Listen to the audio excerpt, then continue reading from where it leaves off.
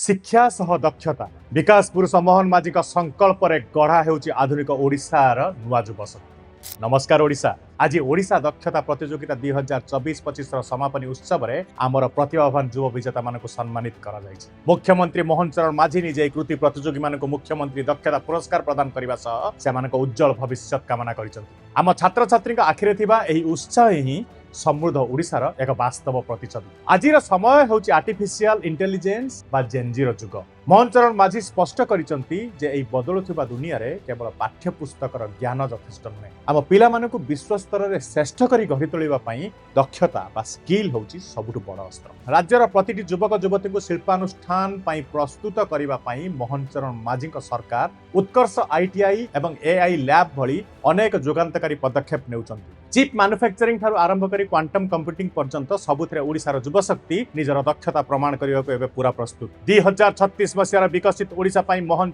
माझी एमिति एक स्किल इकोसिस्टम रो कल्पना करिसंती जेउटी बाहर राज्यर लोक रोजगार पई ओडिशा आसीबे। आजिर प्रत्येक प्रतियोगी जने जने वीर योद्धा एवं सेमानकर एई निरंतर शिखिबार मनोभाव ओडिशार स्वप्न को साकार करिवो। मुख्यमंत्री मोहन माझी नेतृत्व में आजिर युवपीढ़ी ओडिशा को एक नुआ परिचय देवा पई आगे चलीचंती। आसंतु समस्ते मिसी दक्ष ओडिशा गठन रे निजर सहभागिता रखिबा। ओडिशार एई गौरवमय यात्रा विषय आपनक मतामत कोन कमेंट बॉक्स रे हमको जणातु। नमस्कार, जय जगन्नाथ।